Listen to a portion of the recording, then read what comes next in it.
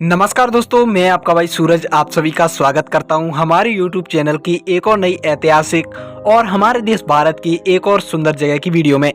आज मैं आप सभी को एक ऐसे स्थान पर लेकर आ चुका हूं जिस जगह की बातें इतिहास के पन्नों में विश्वविख्यात बताई जाती हैं।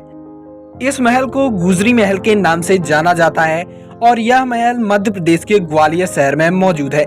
जिस प्रकार आगरा में प्रेम का प्रतीक ताजमहल बनवाया गया है, उसी प्रकार ग्वालियर का यह गुजरी महल ग्वालियर के राजा मानसिंह और गुजरी बाई के अनोखे प्रेम का प्रतीक है।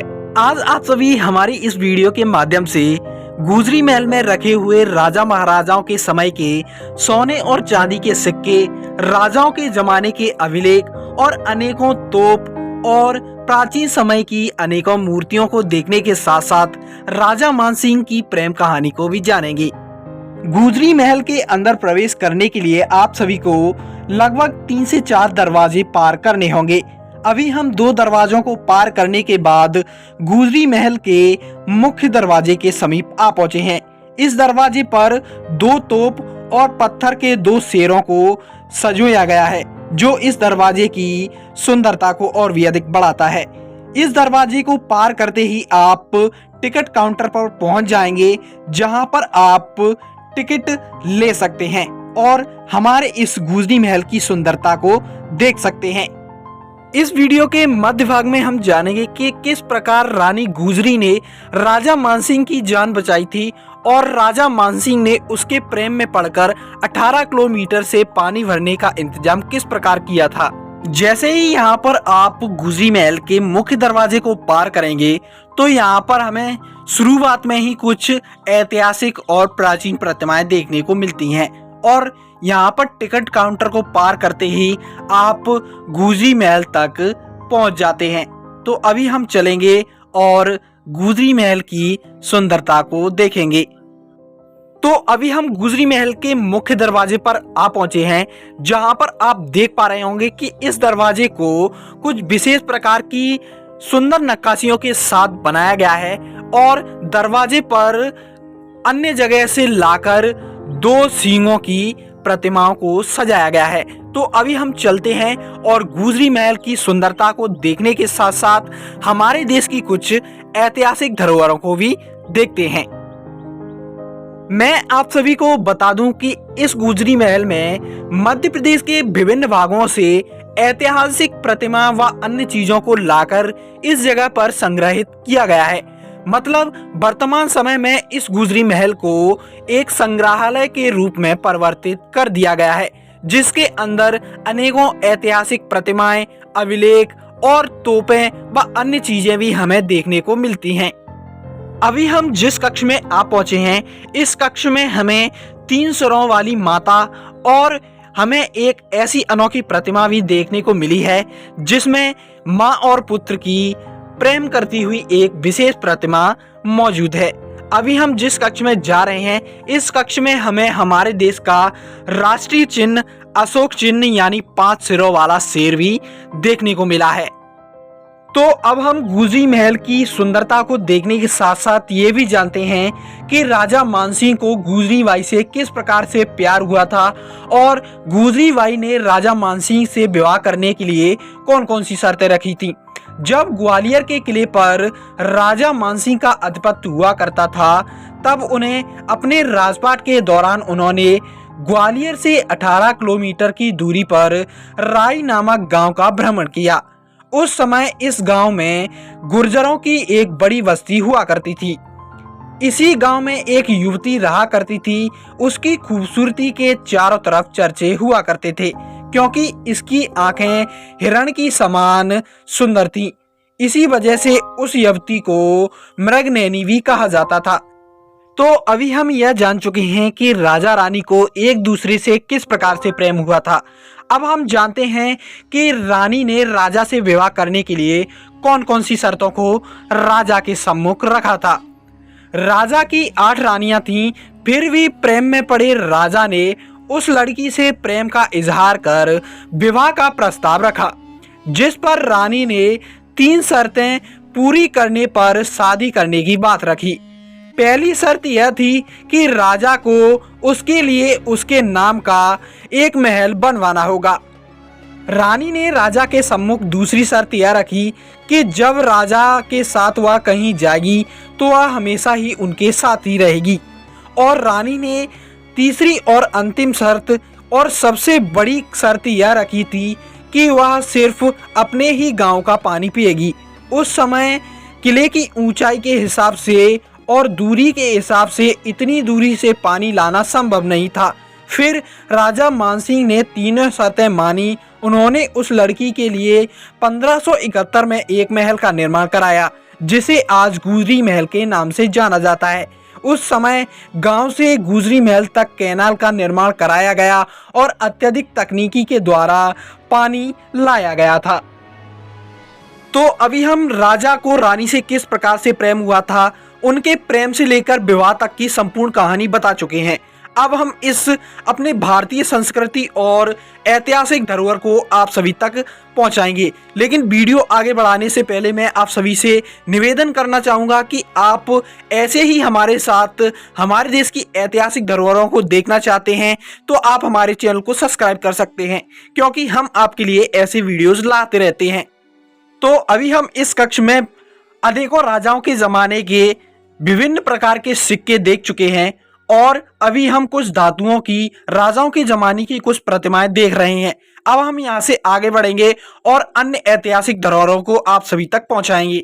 वीडियो के माध्यम से मैं आप सभी को इस संग्रहालय में रखी हुई राजाओं के जमाने की कुछ ऐतिहासिक बुद्ध प्रतिमाएं, जैन प्रतिमाएं और भगवान बजरंगबली की एक सैकड़ों साल पुरानी एक खूबसूरत प्रतिमा भी दिखाऊंगा।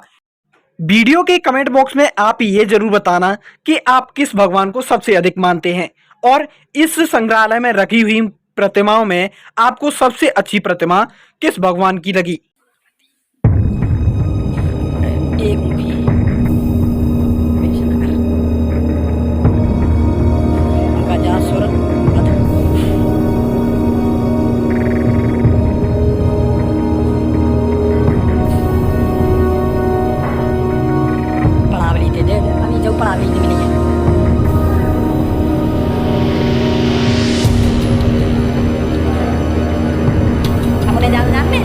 स्कैन कर लियो अब उनका क्यूआर से जिनके बारे में सब कुछ जानते हैं।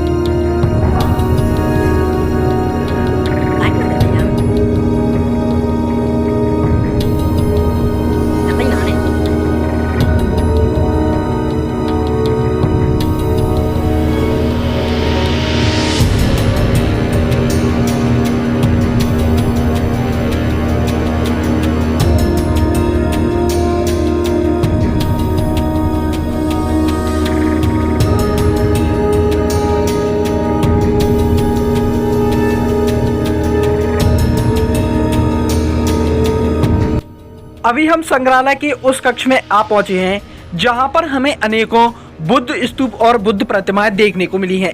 अभी आप वीडियो में जिस प्रतिमा को देख पा रहे हैं, इस प्रतिमा को बौद्ध वृक्ष के नाम से जाना जाता है, क्योंकि इसमें हमें भगवान बुद्ध के उस वृक्ष को दिखाया गया है जहां पर भगवान बुद्ध ने बैठकर तपस्या की थी। और इस कक्ष में हमें और भी प्रतिमाएं देखने को मिली हैं, लेकिन इन्हें प्राचीन समय में ही खंडित कर दिया गया था।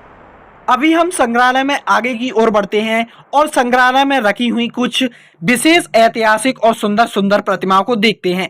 अभी हम संग्रहालय के जिस भाग में आ पहुंचे हैं, यहाँ पर हमें जैन प्रतिमाएं और कुछ तोपें देखने को मिली हैं। अभी आप सामने जिस तोप को देख पा रहे हैं, इस तोप को चोरों द्वारा काट लिया गया है, क्योंकि प्राचीन समय में इन तोपों को सोने, चांदी व अन्य धातुओं से मिलाकर बनाया जाता था। इस वजह से चोरों ने अपने निजी स्वार्थ के द्वारा इस तोप को काट लिया है। अभी हम सामने की ओर जैन धर्म के उन सभी महापुरुषों की प्रतिमाएं देख रहे हैं जिन्होंने जैन धर्म में अपनी महत्वपूर्ण भूमिका निभाई थी। इन प्रतिमाओं में जैन धर्म के सभी महापुरुषों और सभी तीर्थंकरों की प्रतिमाओं को प्रदर्शित कराया गया है। यहीं से हम आगे की ओर बढ़ते हैं तो यहाँ पर भी हमें संग्रहालय के आंगन में कुछ विशेष प्रकार की प्रतिमाएं देखने को मिलती हैं और यहीं पर हमें एक विशेष प्रकार का प्राचीन यंत्र भी देखने को मिलता है। इसका उपयोग प्राचीन समय में क्या रहा होगा वो आप सभी कमेंट बॉक्स में जरूर बताएं। अभी हम जिस कक्ष में जा रहे हैं, इस कक्ष में भी हमें अधिक संख्या में भगवान जैन की कुछ विशेष और सुंदर प्रतिमाएं देखने को मिली हैं। अगर आप इस स्थान पर घूमने के लिए आना चाहते हैं तो आप सभी के लिए एक विशेष सूचना यह है कि आपके द्वारा इन हमारी ऐतिहासिक प्रतिमाओं और इन ऐतिहासिक धरोहरों को कोई क्षति या नुकसान ना पहुंचे। अगर आप इस स्थान पर कोई भी घटिया हरकत करते हुए पाए जाते हैं तो आप पर कोई ना कोई दंडनीय अपराध लगा दिया जाएगा। भगवान जैन की इन ऐतिहासिक और सुंदर प्रतिमाओं को देखने के बाद जब हम संग्रहालय में आगे की ओर बढ़ते हैं तो यहाँ पर हमें संग्रहालय के आंगन में भगवान बजरंगबली की एक सुंदर और ऐतिहासिक प्रतिमा देखने को मिली है। इस प्रतिमा में बजरंगबली एक हाथ में गदा उठाए हुए हैं और दूसरे हाथ में संजीवनी पर्वत। भगवान बजरंगबली की इस प्रतिमा को ग्वालियर के लधेड़ी ग्राम से प्राप्त किया गया है। अभी हम जिस कक्ष में जा रहे हैं इस कक्ष में हमें भगवान अग्नि, वायु और वामन व अन्य देवी देवताओं की सुंदर प्रतिमाएं यहाँ पर हमें इस कक्ष में देखने को मिली हैं।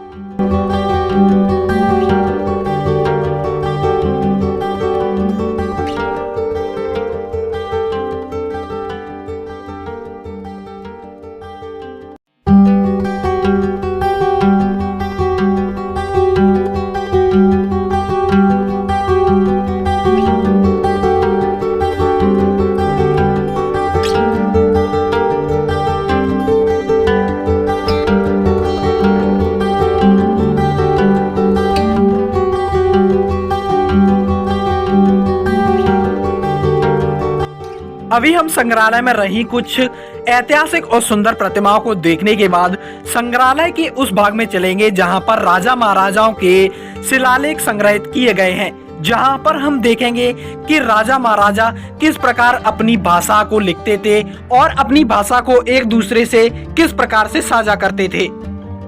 अभी हम जिस कक्ष में आगे की ओर बढ़ रहे हैं इस कक्ष में केवल भगवान गणेश जी की प्राचीन और सुंदर खंडित प्रतिमाओं को प्रदर्शित कराया गया है। इन प्रतिमाओं में हम देख पा रहे होंगे कि भगवान गणेश जी अपने अलग अलग रूप को यहाँ पर प्रदर्शित कर रहे हैं। अभी आप भगवान गणेश की जिस प्रतिमा को देख पा रहे हैं इस प्रतिमा को ग्वालियर के गंगोला ताल से प्राप्त किया गया है और इस कक्ष में ऐसी ऐसी प्रतिमाएं रखी गई हैं जिन्हें मध्य प्रदेश के अलग अलग भागों से प्राप्त किया गया है। अभी हम धीरे धीरे उस कक्ष की ओर आगे बढ़ रहे हैं जहां पर राजाओं के जमाने के शिलालेख रखे गए हैं। अब हम यहां पर देखेंगे कि राजा अपनी भाषा को किस प्रकार से लिखते थे।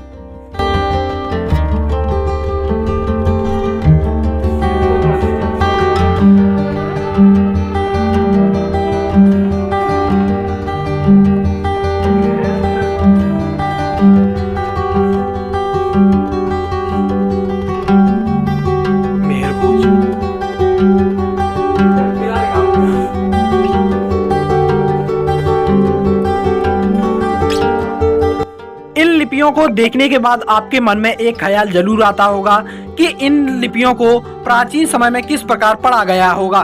तो यहाँ पर बोर्ड पर आप देख पाएंगे कि प्राचीन अक्षरों को हिंदी अक्षरों में किस प्रकार से दिखाया गया है। अभी आप सामने की ओर जिन अभिलेखों को देख रहे हैं ये अरबी भाषा के औरंगजेब के जमाने के अभिलेख हैं। इसी प्रकार से इस कक्ष में अनेकों अभिलेखों को दिखाया गया है। तो अभी तक हमारे इस चैनल और इस वीडियो के माध्यम से हम सभी इस गुजरी महल की सुंदरता को देखने के साथ साथ हमारे देश की कुछ ऐतिहासिक धरोहरों को देख चुके हैं और राजा मानसिंह और गुजरी बाई की प्रेम कहानी को भी जान चुके हैं। तो आप सभी ये जरूर बताइए कि आपको हमारी वीडियो का कौन सा भाग सबसे अच्छा लगा और ये भी जरूर बताइए कि इस संग्रहालय में रखी हुई ऐतिहासिक वस्तुओं में से सबसे अच्छी वस्तु आप सभी लोगों को कौन सी लगी।